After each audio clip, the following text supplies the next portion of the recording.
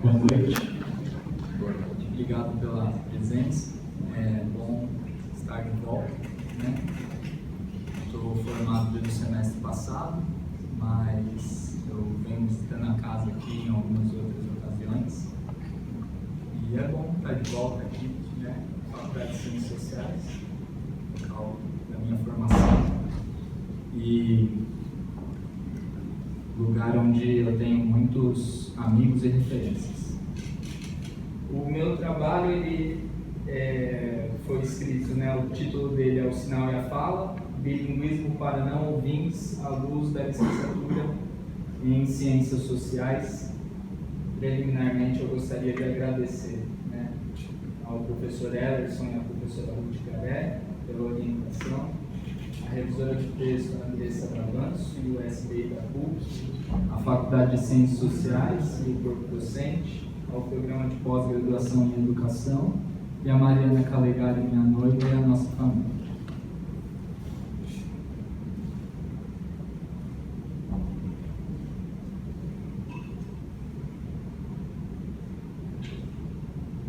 Um pouco fora do quadro.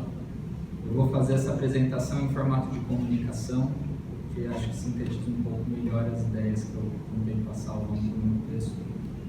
Depois a gente pode conversar melhor assim, no debate. Partindo da apresentação de resultados, essa pesquisa constatou sumariamente de que há barreiras históricas para a efetivação de um projeto bilíngue no Brasil, onde a língua portuguesa e a Libras seja dada igual importância perante o cotidiano da vida e nas relações interpessoais. Pude constatar 3 categorias presentes na literatura que genericamente explicam uma parte das dificuldades enfrentadas na consolidação desse projeto. Número 1, o preconceito de aceitação da Libras enquanto língua a partir da sua configuração de comunicação, gesto e espaço visual. Número 2, a ambivalência das políticas públicas sobre a mitigação e reafirmação do aspecto da inclusão e a falta de informações estrutural que acomete a comunidade surda, sendo esse o número 3, né? Em especial os indivíduos surdos que nela não se integraram por qualquer motivo.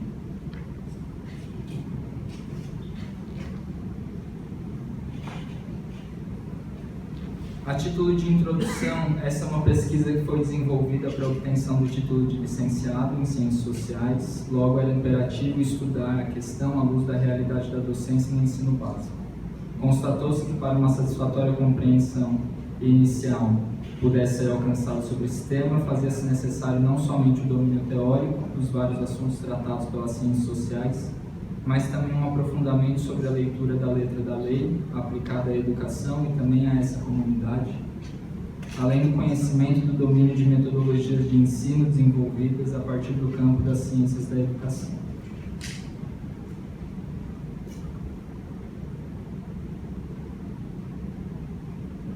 Essa pesquisa teve o intuito de realizar uma sistematização desse conhecimento a partir da ótica do graduando e tendo como público de destino também este aluno, em vias de formação.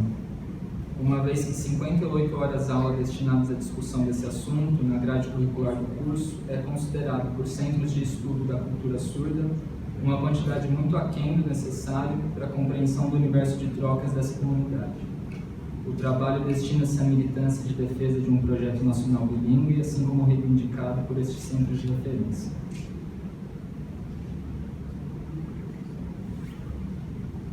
A metodologia utilizada foi do tipo Estado da Arte, utilizando-se do descritor Educação Bilíngue e tendo realizado as necessárias triagens daí correspondentes, levantou-se um corpo teórico de 19 artigos científicos na base Cielo entre os anos de 2015 e 2018, intencionando-se realizar uma revisão da literatura, mapeando pontos importantes levantados e discutidos por profissionais que atualmente se encontram trabalhando junto com a comunidade surda.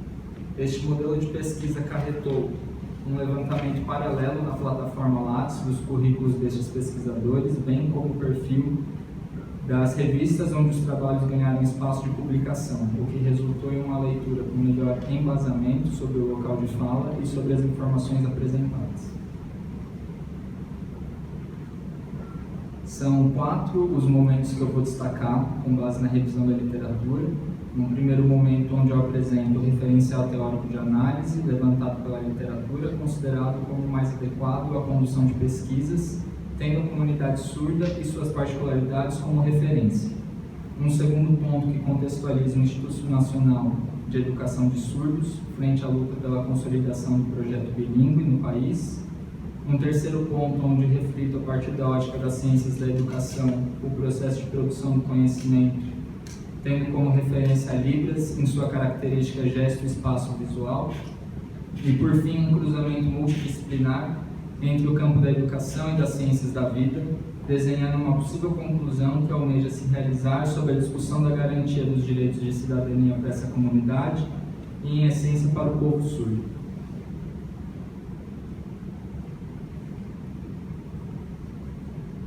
Bom, para o mapeamento de referências, alguns dos trabalhos estudados tinham especificamente esse intuito, tendo realizado um levantamento preliminar de um robusto corpo teórico e fazendo aí uma revisão técnica e bibliométrica.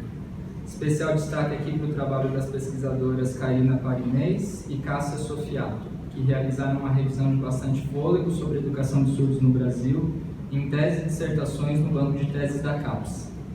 Foram encontradas menções de referência ao cruzamento com o apontamento de Vygotsky, importante teórico das ciências da educação, o professor Carlos Schiller, que trabalhou no INES na década de 90, quando o projeto bilíngue passou a ganhar espaço para discussão, e Ronice Quadros, pesquisadora do campo de estudos sobre a língua de sinais.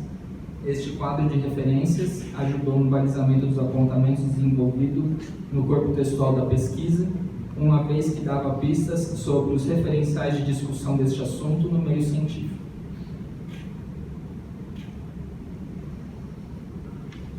Quando fui resgatar a história do INES, acabei regredindo por alguns instantes ao Antigo Egito, 4.000 anos atrás, e como os surdos foram vistos ao longo da história, ora como deuses, ora como seres do pecado. Ao longo dessa história, passei por nomes importantes como Pedro Pont de Leon, considerado a primeira referência em docência para surdos no mundo, Juan Pablo Bonet, autor do primeiro livro de educação de surdos em 1620, Charles Michel Delépée, o primeiro educador a reconhecer que os surdos possuíam uma língua, Thomas Gallaudet e Lauren Clark, expoentes do desenvolvimento da American Sign Language, e o filho Edward Gallaudet, fundador da universidade que leva seu nome e que se tornou referência para o estudo da cultura surda.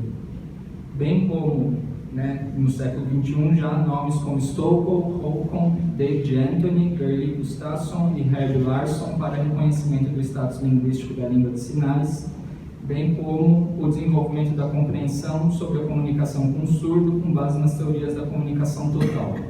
Ao que compete o INES, em 1990, na verdade, o episódio que é tratado no artigo é um episódio na década de 90, quando houve um embate aí entre a abordagem oralista e o projeto bilíngue, o que culminou em uma série de reorganizações deste instituto a partir de nomes como Carlos Schiller, Alice Freire, Marilene Nogueira, Silvia Pedreira e Vilma Favorito, para a impressão de uma visão sobre o projeto bilíngue que ganharia gradativamente ao longo das próximas décadas espaço nos currículos de formação de professores a partir da Lei 10.436 de 2002 e do Decreto 5626 de 2005. Documentos que refletem uma preocupação da época em compreender as ações que estavam sendo destinadas à educação dos surdos no mundo, no Brasil e no mundo. Quanto ao processo de aprendizado, aqui é que pega o referencial teórico. Há diferentes formas de se realizar essa leitura, sendo as mais comuns a partir da filosofia da diferença de Foucault, ou perspectivas lançadas sobre a aprendizagem a partir de Bakhtin, Vygotsky ou Deleuze. Há ainda espaço para outras perspectivas mais, como a teoria dos campos conceituais de Gerard Verneau, e espaço para cruzamento de referências na construção de modelos outros. Talvez a observação a ser feita aqui é a que retoma as primeiras palavras dessa apresentação, ou seja, de que a formação profissional deve ser feita de maneira holística na teoria, na metodologia de ensino, na leitura da lei e, importante dizer, também no trato pessoal, para o desenvolvimento de uma leitura mais compreensiva sobre os diversos fatores de análise que incorrem de um processo educativo que faça uso da Libras em sua natureza gesto e espaço visual. A artista surda Anne Silver parece saber expressar essa sensibilidade de trabalho a partir da sua fala. Antes de ser alfabetizada na língua de sinais, eu aprendi a desenhar. Quando eu aprendi a American Sign Language, eu já me considerava bilíngue. A artista ainda nos lembra, ouvintes, que toda vez que um indivíduo é definido por outro, ele perde parte de sua humanidade e que a arte, o manejo do sensível, nos ajuda a retomar aquilo que a racionalidade suprimiu. Na quarta e última categoria, a qual estou dando o nome de atendimento multidisciplinar, alguns imperativos que precisam ser observados. O primeiro sendo a superação do modelo iatrogênico, do diagnóstico do surdo pela sua condição de ausência, da palavra médica que traz aos familiares o luto de receber no antro o filho não normal. Em paralelo, também lembrar que toda estratégia de normalização é uma estratégia de governamento, fato que, em última instância, ressoa sobre a esfera das políticas públicas, como um pêndulo que precisa ser cuidado e mantido por um extensivo olhar crítico, longitudinal, sobre as práticas de hoje em relação às práticas do amanhã. Também tendo em mente que a audiologização da experiência da surdez não é tradução válida a se realizar sobre a compreensão da essencialização cultural da vida surda. Por fim, atentando que os profissionais que forem lidar com tal universo social estejam treinados e tenham meios de se aprofundar no projeto bilíngue, de maneira a diagnosticar práticas desviantes que tenham o intuito de se inscrever na cultura surda. O sinal é a manifestação dos fatos ao longo de milênios de história, carregando em sua comunicação a expressão da luta da comunidade surda frente aos preconceitos que a acometem.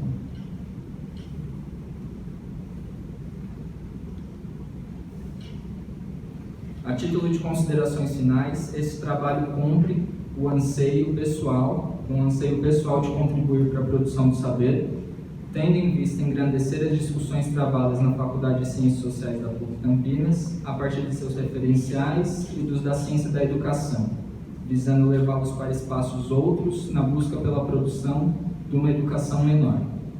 Os resultados dessa pesquisa estão sendo submetidos à avaliação de referências dentro da comunidade surda e viso que com sua aprovação possamos criar espaços de reflexão sobre sua natureza, visando a produção do conhecimento formal aplicado à garantia do direito de cidadania de pessoas ali presentes. Por fim, apostar na força do processo da aprendizagem social a partir da acumulação deste conhecimento, visando o engrandecimento da nossa cultura brasileira e humana em sua riqueza e diversidade. Aos meus colegas calouros, professores, colegas de profissão, minha ode ao processo formativo enquanto uma abertura espiritual ao novo, ao diferente, processo de engrandecimento que deve ser o objetivo da vida de todo educador. Muito obrigado.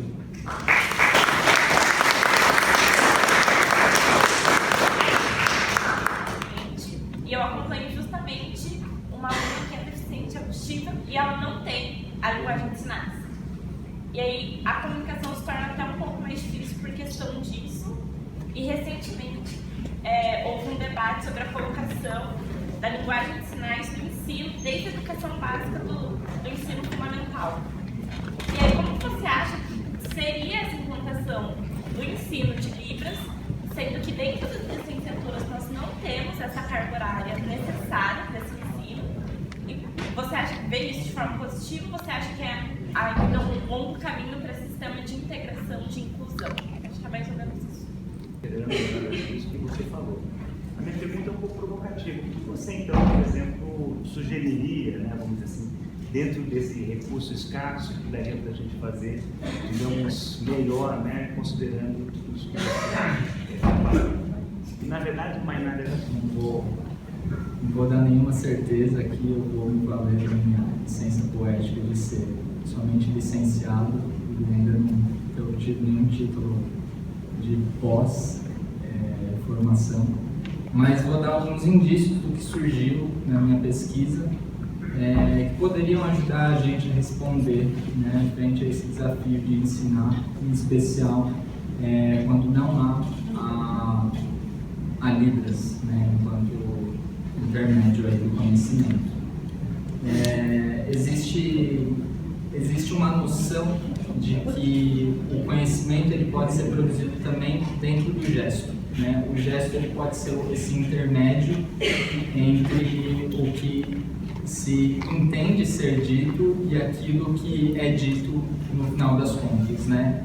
Então, o gesto seria uma categoria de língua da qual nada está acordado e a gente tenta, né, eventualmente produzir aí alguma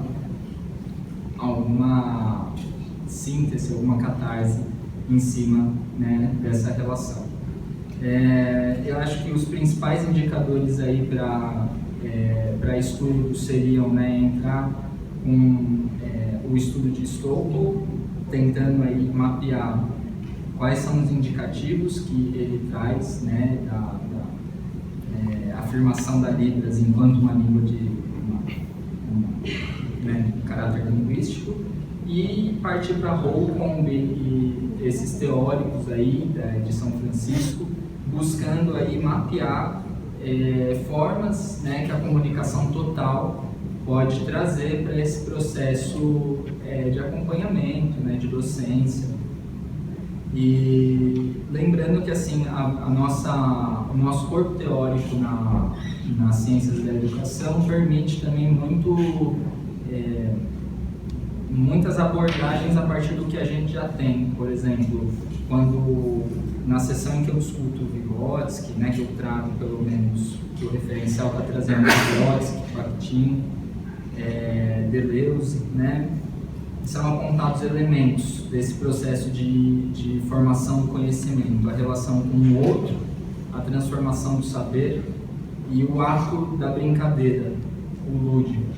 Isso quando você alia a compreensão artística, né, como a artista Anne Silver traz, de que assim, ela aprendeu a se expressar primeiro por meio do desenho para depois adquirir, né, a alfabetização na língua de sinais e depois ainda, né, adquirir a alfabetização também no inglês, então faz isso dela uma poliglota, de que sim, né, o lúdico, o artístico, ele tem meios de expressão possíveis também, e aí cabe, né, dentro do referencial das ciências da educação, você encontrar as melhores formas de estudar, de atuar, né, numa realidade de sala de aula, numa realidade de acompanhamento. Vou, né, também puxando um pouco a provocação do professor André, eu não tenho nenhuma proposta, não vim preparado para dar, né, uma solução aí. São 58 horas aulas que a gente tem e é isso aí, a gente tem que fazer o melhor uso delas, né? Agora, como que a gente pode fazer, né? A partir da proposta do Silvio Galo, né, na educação menor. Revisionar, estudar, discutir, né, fazendo do ato de conhecer uma prática revolucionária. Então, de fato, assim, né, poder colocar isso em voga, poder discutir isso, ter espaço para isso. Eu acho que a Faculdade de Ciências Sociais e a PUC, de uma maneira geral, abre inúmeros espaços para que isso possa ocorrer. Várias aulas, né, que a gente tem, eu acho que, né, e isso é mais destinado a gente, né, que está aqui diariamente, enfim, passando aí por uma série de professores, né, toda noite, né, trabalhando e tal, entrando em contato com muito livro, muito material, né. Eu acho que as 58 horas aula, ela pode ser pouco, sei lá, uma quantidade de formal, assim, né. A comunidade surda não considera 58 horas aula, mas isso é dentro da classe, sacou? Ou algum exercício, entendeu? Está dentro do currículo. A gente tem que usar dessas 58 horas aula para multiplicar para 300, sacou? 500. A gente tem que pesquisar por fora, a gente tem que usar as outras disciplinas também para a gente discutir as mesmas coisas, as coisas que a gente acredita, né? Então, acho que assim, para nós, né? Ou talvez dizer agora para vocês que são alunos, estão no processo formativo, tem que aproveitar todas as oportunidades que tiver para fazer uma boa pesquisa e cruzar as referências, né? Porque se está dentro da sala de aula com os professores, eles podem te dar o caminho, você tem a orientação de todo mundo, né?